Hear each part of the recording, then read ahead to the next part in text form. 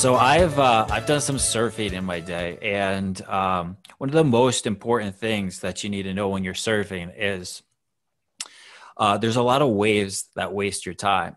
So what do I mean by that? Well, when you're out in Huntington Beach, California, or you're out wherever you are, um, there's a lot of waves coming at you, and some of them are just these little tiny waves. And if you try to catch all of them, you're going to get tired out riding in and out and paddling through these waves.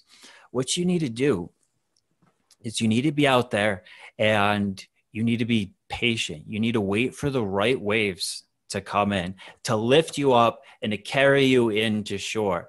You need to wait for the most advantageous waves, not get distracted by all these little time wasting waves, not use up your strength on these things that are not going to add value to your life. But you need to wait and be opportunistic to take advantage of those big waves and give you the fun, give you the desire that you're looking for. I'm Daniel Agemy. And I'm Andrew Agemy, and you're listening to Financial Strategies with Andrew and Daniel Agemy. Today, we're talking about New Year, New Opportunities, Part 2. And last week, we talked about volatilities in the market and in the world today, inflation and taxation. Today, we're talking about legacy and longevity. Yeah, Daniel, that's a great thing that you're talking about there because, applying it to our situations, there are many opportunities that people have today. But the question is, what are the best opportunities? Typically, the MO of baby boomers in particular is that they want to get the best bang for their buck. They want the best.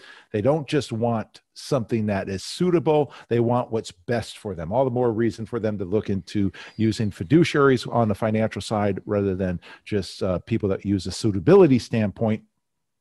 But the point being here is that there's many things that comes people's way. And sometimes, unfortunately, though, people wait so long that they get analysis paralysis and don't do anything. And I can't tell you the number of people that I've talked to that don't have a will that's up to date. And they say, well, we've been meaning to do that, but we just can't decide on this or we can't decide on that. And, that's a situation where they're not taking the opportunities that come their way because they're waiting for something that who knows when it's going to come. And part of the aspect there is you have to be able to wait, but you also have to be able to balance it, to know when to jump and when to take advantage of what the opportunities that are before you at the same time. So use this show. If you're listening to this show, use this show as that wave to take advantage, to look at your estate plan.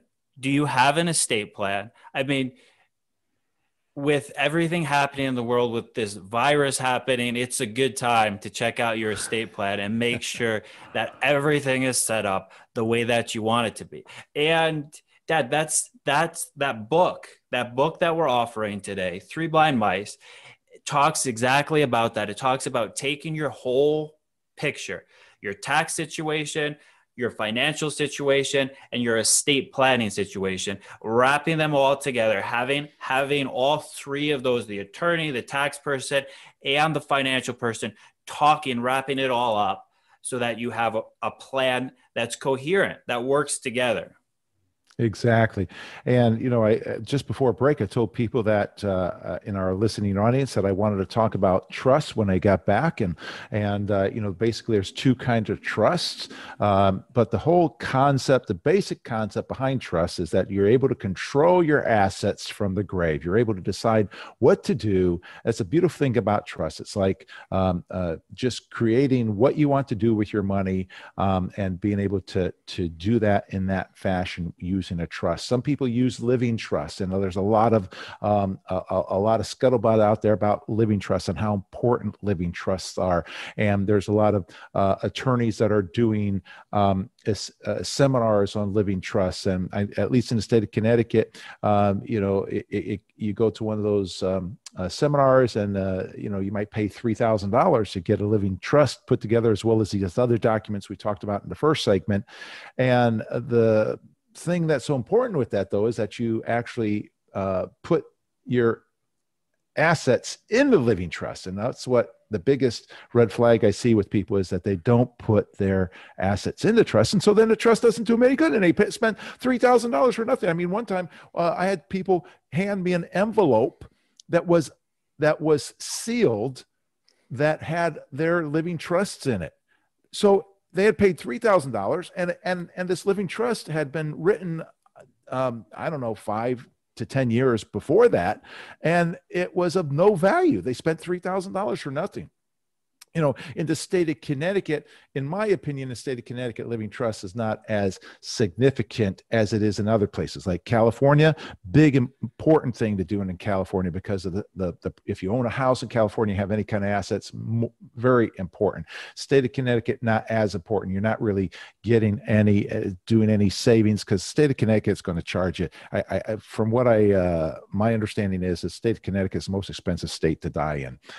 From how you get charged on your assets and that kind of thing. But the point here being is that trusts can help you set up your money to be able to go in the fashion that you want it to go in and to whom you want it to go.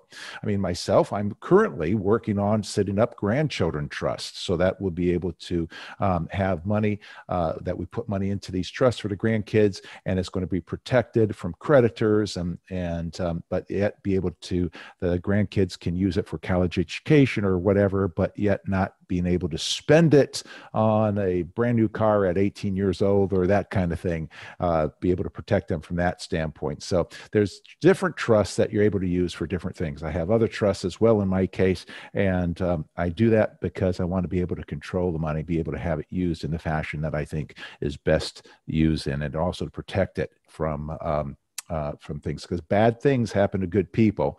And when those bad things happen to my kids or my grandkids, I want my hard-earned money that I've set aside for my legacy for them to be able to be continued on that same way. I want to remind you in our listening audience, you're listening to Financial Strategies with Andrew and Daniel Agemy. We have a piece that goes along with today's show that I'd love to send you. It's about 3 or 4 pages long. It's called 10 Estate Planning Mistakes to Avoid. And we'd love to get that in your hands. And you can have that by calling 800-725-7616. And you're able to, we'll get that out to you. But please give us a couple of ways of contacting you when you call that number, 800-725-7616. You're listening to Financial Strategies with Andrew Daniel Agemy, because people don't know what people don't know. Today's topic is New Year, New Opportunities, Part 2. So sometimes people forget about, purpose, right? Especially in retirement. Retirees, the purpose of their assets. So we don't live for our investments. We don't live our life's mission is not to live to watch our assets grow up so we can go knock on our neighbor's door and say, hey, look at my 401k went from $100,000 to $200,000. It went from $1 million to $2 million, right? The purpose of the assets is so that we can maintain the lifestyle that we want to have. Right. So that we can add value to the people that we love. Right. And we can enhance our relationships. Exactly. That's the purpose of money. And so when you get caught up in catching those little waves, right? Trying to jump on the next stock or the next interesting mutual fund, or you have to worry about market volatility, about these black swan events, about what's happening in markets. You lose focus on the important thing. And the important thing is having enough income, the purpose, so that you can maintain the lifestyle, maintain the relationships that you want to have. And that's congruent with what we're talking about this estate planning. For example, if your purpose was to pass on, let's say, money to a charity, a church that you care about, and you had $1 million you wanted to pass on to them. One option is you could give them the $1 million when you pass away. And we would hope that they do good things with that and not just kind of spend it. We saw in the great financial crisis that the government gave these banks money, and what they did with the lump sum was they gave their execs big bonuses. Now, I'm not saying a church or your favorite charity would do that, but we have seen charities do that lately. Right. Another option would be if you set up one of these trusts that we're talking about. This is one option of many, many options that people have, is you could have the trust own the assets. And this is kind of what you were talking about, AAA, about for the grandkids.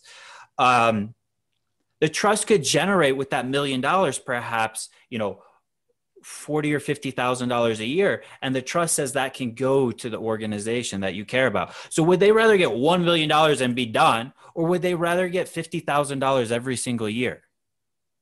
Right. As a retiree, which would you prefer? Yeah. Yeah, Daniel, I'm thinking of a person I spoke to who talked about how he was on a church board, and he and his father ran the finances and as far as the investment accounts, and they did quite well. And then the board turned over, and they turned over the investments to another a professional firm that they did their best, but things happen in the market. The market goes through ups and downs, and if you're always investing for the ups, and when a down comes, there's a problem, right? So that's what happened, and ends up that this church ended up basically using up, cannibalizing all their assets. So that endowment that they had basically gone away in just a decade or so after this gentleman and his father got off the board. But and that's if it was given to them in a fashion like what you're speaking to, that could have been a whole another situation. But there's lots of ways to be able to give to nonprofits. And, that's a great point, is what money do you give to nonprofits? When you have Roth IRAs, there's probably not the best the best thing to give to nonprofits. The best thing to give to nonprofits are the taxable accounts, the IRAs, or stocks that might have, or property that might have some appreciation, depending on that. But because the nonprofit's not going to pay tax on that, if you give that to your children, if let's say you have a $1 million Roth and you have $1 million IRA, let's just say, and you give the Roth to the organization and the IRA to the kids, well, the kids are going to pay tax and the organization's not going to. But if you flip that around and gave the IRA to the organization and the Roth to the kids, then the kids won't pay tax on the Roth, and the IRA, and the organization won't pay tax on the IRA. So it's important to be able to look at that. And I just want to remind you that the estate plan, the definition of estate planning, is not just having your will in such an order, but it's accumulating, preserving, and ultimately distributing your assets. That's the idea of estate planning. Well, I see that it's time for us to take a break. You're listening to Financial Strategies with Andrew and Daniel Agemy. Today's topic is New Year, New Opportunities, Part 2. We have a companion piece to go along with the show today, 10 estate planning mistakes to avoid. We'd love to get that out to you. You can have that by calling 800-725-7616. We also have a book to the next 5 callers, written by Scotty McLean, Three Blind Mice, book that talks about incorporating and working together with your financial person, your tax person, and your estate planning person to be able to make your plan and be able to accumulate, preserve, and ultimately distribute your assets properly. You have that book to the next 5 callers, Three Blind Mice, by calling 800-725-7616, 800-725-7616. We'll be right back after this.